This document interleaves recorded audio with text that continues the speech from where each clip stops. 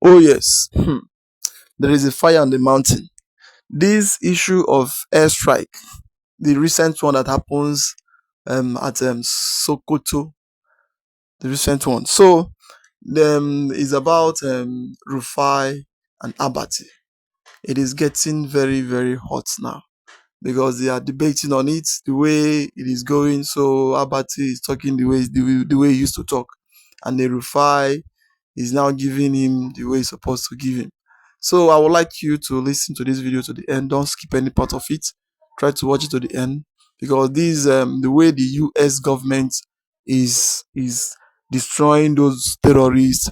It is in fact it is getting out of hand because everything it is doing it according to is doing it very well because all those theories they think that Trump has already forgotten what he has said, so they don't know that he will still do what he said, but finally he is doing it gradually. So all of them now, race is now on their feet. Everybody is now running out scatter. Both Gumi, imagine Gumi coming out to be talking anyhow, and it's a very, very big shame to them and to the government. Somebody that is supporting terrorists and somebody that all his life depend on terrorists, he will come out be defending those that is spying people every day. And the government, they will not even talk about him. It is though that is not even doing the government anything, they will be chasing every time. So as about to watch the video, try to like, subscribe, and share the video to go around. I would like to hear your comments down below for to understand and to know what you think about things going on in Nigeria. Thank you for watching. As regards the terrorists, yes, I'm happy that the villagers themselves said they saw terrorists that died as a result of the strike. Yeah. In fact, Riley Moore, the lawmaker in America, was one of those that said, oh, we got a good report from the strike that it did affect them. The villagers are happy, they're feeling relieved. So for all of those that first argued in the first place that why would they strike Sokoto? It's supposed to be Boronu, that argument nullified. For people like Sheikh Gumi with all of his incendiary comments, hope he understands that we need to be able to fight terrorism. And if we don't fight terrorism, Nigeria won't be free. So with all of his comments that he will have rather we have Turkey do the work by calling the American terrorists and saying, no, we don't want unholy hands to come. For good measure, if I can extrapolate this talk about unholy hands, Turkey too has skirmishes going on. And it's not all huru for them. What we are saying is, how can we stop this insecurity ravaging our country, causing destruction of lives and property? I think that should be the priority. And for all of those that are telling their darrants that, oh, it's against us. No, it's because we want results. And I'm sure they can watch this video done by Ferdinand that the villagers are actually happy for it. So we must be careful in phrasing this narrative. As regards the governor going, I'm not surprised. You dangle any carrot at any of the governors, they'll go. Because they want political preservation. But it is the people I have to talk to. The same people that talked to NMPP was it. They were going to fight for the governor. We all remember how Kanu almost went in flames after I think it was the Court of Appeal ruled in favor of the APC. So you see that these politicians are all the same now. So when it suits the governor, all of those that said they were going to stick their neck out for the Kwankwasia movement, you have forgotten about them. And that's why the power truly should reside with the people and all these political actors, because all they are concerned about is keeping themselves in power. I remember one particular incident, how people fought for this governor. Then he was still a candidate. And I think he was harassed by the police detail of somebody, of a wife of a top person in authority in this country. I remember how people rallied around him and all of that. Today he's got into power. The same government that person leaned towards, he's gone to the APC. So it's only when it favors them. And with this, it also shows that Kwankwaso might probably pitch his stead with the APC. Because I'm not sure he'll be able to take this decision without Okoson. Right. So, that's politics for you. Dr. Abati, your take on this story. Okay, starting with Kanu. The story is not new. We have been told before now that there was an attempt by the APC machinery, by the tinubu strategic team, to suck Dr. Kwankwanso into the APC fold. Now, the conversation has been ongoing, but we also got to know that Kwankwanso was not too forthcoming, maybe perhaps of the conditions that he had been given. So, you now find President Tinubu going to the governor. The NNPP has only one state in Nigeria. Now, before now, Ganduje, Abdullahi Ganduje, who is the main man from the Kanu establishment in the Tinubu arrangement as chairman of the party, he was eased out quietly. And now they've now gone for the governor. And we are hearing that the governor is likely to capitulate to increase the number of state governors that have joined the APC from 28 to 29 and to make the APC the clear majority party in the country on this indisputably, and to create a situation, as some have argued, that we are going towards a one-party state. However, I would like to end the story by what Governor Seyi Makinde said in his recent media chat. He said, okay, a party can have the majority number of states. After all, in 2015, the PDP had the majority number of states on its side, but he still lost the election. In Oyo State, where he contested in 2019 and won, the PDP was in a minority situation, but he won.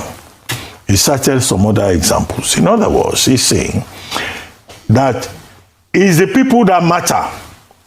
The fact that the APC takes over the governor and the House of Assembly, and by the way, the NNPP in Kano State is divided on this matter. It's not as if everybody is following the governor. Now, they have 44 local governments. Is there any guarantee that the people, because that was Seyi Makinde's point, that the people are the ones who matter? It's the people who will vote. If you don't rig the election and the people say, this is where we want to go, there is nothing that you can do. You can have state governors declaring for their own selfish reasons. After all, the ultimate purpose of joining politics is to win, is to preserve yourself. I think it would be delusionary for most Nigerians to think that, oh, Mr. X is going into government with the way we are in this country to come and serve you. No, he's going there to serve himself and his family. This is the low point that we have reached, with the lowest 11 in our country serving the best 11, because the best 11 will not even try to go near politics. But we'll see what the outcome will be. We have not heard from Governor Yusuf of Kano State. Yeah. So the ball is in his court for him to say, oh, I'm going to the APC. Otherwise, whatever we do at this point is purely speculative. Now, that's that about that. Now, as for Tangasa residents saying that there were killings, now, in any form of military action, you must expect collateral damage. You must expect that there will be, casualties. If the United States unleashed about a dozen Tomahawk missiles, Professor Meshamt, in his commentary, a leading American professor of political science, has told us in a commentary, although he says America is committing suicide because America is not omnipotent, and that Nigeria should go and sort out its problems. He was saying that one missile costs about $2 million. So the US will spend about $24 million, not to talk of other logistics financing, just to come and waste resources. Of course, There was prior intelligence, which they say was provided by the Nigerian government. So there must be targets. And they said it was precision bombing. So somebody coming out and say some people were killed, that's no news. In a situation like this, there must be, collateral damages, and precision strike means that there will be damages. The extent, the nature of which we still expect the Nigerian government and the American government to tell us. So it's not picking up street gossip. Tangaza residents saying some people were killed. No, that's not what we need. What we need is concrete information. Whether it is classified or unclassified, an averagely intelligent person must know that there must have been casualties. Now, the third is Mr. Wale Edun, the Minister of Finance and Coordinating Minister of the Economy, issuing a statement saying that, now that the markets have reopened in Nigeria today, December 29, that, look, the market is doing well, the economy is doing well, the intervention by the United States, he says, has not affected the economy. We're still in a very stable condition. My question is, what do you expect him to say? But the truth, however, are in the details that he pointed out. That for 7 consecutive months, inflation has been going down. That 2, the stock market in Nigeria is doing very well. That 3, that the tinubu administration is committed to dealing with whatever issues may arise, either with banditry or terrorism. 4, that the operation, the joint operation by Nigeria and the United States was about terrorism. It was not a war situation. So everything that he said, I agree with. He wants to protect the market and reassure investors, institutional partners, and players, stakeholders within the Nigerian economy. My concern, however, which I think is a major point, in my view, is that I hope they have not reduced the coordinating minister of the economy to the level of Mr. Bayo Ononuga, where he will just be issuing press statements. Because recently there was a reorganization in that ministry where Dr. Doris Aniti has now been put in charge of revenue generation and cash management, which is the big business, big assignment in the Ministry of Finance. So, I don't want to be nasty, but it will look like, with this statement, yes, Mr. Wale spoke well. He made all the points about credit rating going up, the economy being healthy, and that no investor should be scared by what happened on December 25, and that Nigeria is not at war. But he's the one issuing press statement now. It is Doris Aniti, who is now the one who is going to manage revenue, manage cash management. So what is his job? So even in the management of finances of Nigeria, there seems to be some trouble there. But it is too early for us to make the call in terms of what the real situation is. We will see when Doris Aniti begins to assert herself, and then we will see whether Mr. Wale Edun is still part of the equation or not. If he's no longer part of the equation, the honorable thing to do will be for him to resign and step aside. So nobody is indispensable. So the Minister of Finance being the one to issue press statements, I think it looks a bit tacky. However, it is important that the budget, whether it's 2024, they are operating 2025 or 2026, is properly cash-backed, and that Nigeria's cash is properly managed, and that revenue generation remains a priority. The president, in an express directive, has now given that assignment to Dr. Doris Aniti.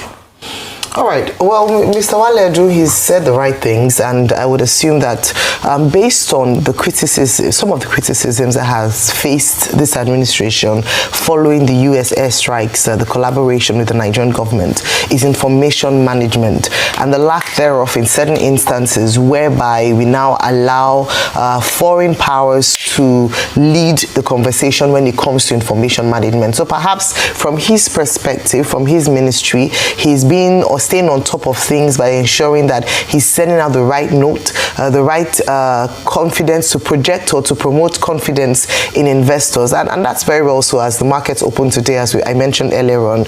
And perhaps that's just to say, and he said the right things. We then also understand and see the importance or the effect or the impact of insecurity on the economy, the impact of insecurity on investor confidence. There might have been some jitters, cold feet, based on the perception around insecurity, terrorism in Nigeria, the fact that some people have opined that, oh, they're at war. What this then means that, yes, we know that the terrorism happens in Nigeria, but now there are now airstrikes happening there. It means it's a very serious situation. Maybe the economy might become unstable and the like. So in him coming out to make that statement, I believe he was preempting that, and we want to see more of this from the government. We do not want the US to lead when it comes to information around security and insecurity for Nigeria. We want the Nigerian government. We said they didn't do enough, and I think going back to the Sokoto story, I think it's quite unfortunate that days afterwards we do not have a formal statement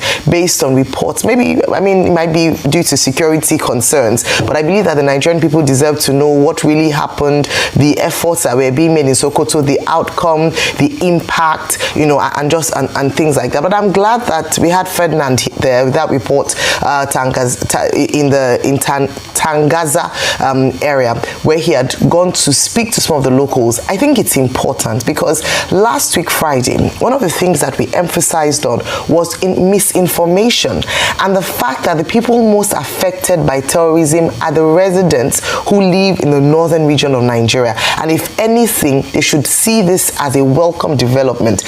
Despite what some propagandists had begun to say that, oh, this is unholy or this and that, this is not good, the focus should be on the benefit to the Nigerian people, especially when this government has shown a seriousness to tackling insecurity and demonstrated that they would not be folding their hands whilst they see people killed in the northern region and across the country based on terrorism, banditry and kidnapping. So great to hear some of the residents speak and even hear from them the effects that the activities of the Lakurawa terrorist group have had in that area.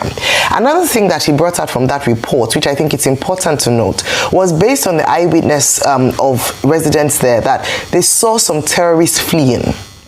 Now, when terrorists flee following airstrikes like this, they may take advantage of porous borders, weak state weakness to go into, to hide temporarily in certain areas. For the Lakurawa, Sokoto, Kebbi state that borders with Niger, this is where areas where they might disperse to. So the big question would then be, what is the Nigerian government, especially the military, doing to mop up fleeing terrorists to ensure that they don't go elsewhere, regroup, and continue their terrorist activities? And that's why in the early days, when we had talked about a collaboration between Nigeria and the United States, we had said that in addition to providing intelligence from the Nigerian side of things, the post effects, the mop-up will be done by the Nigerian military, and that's why it is important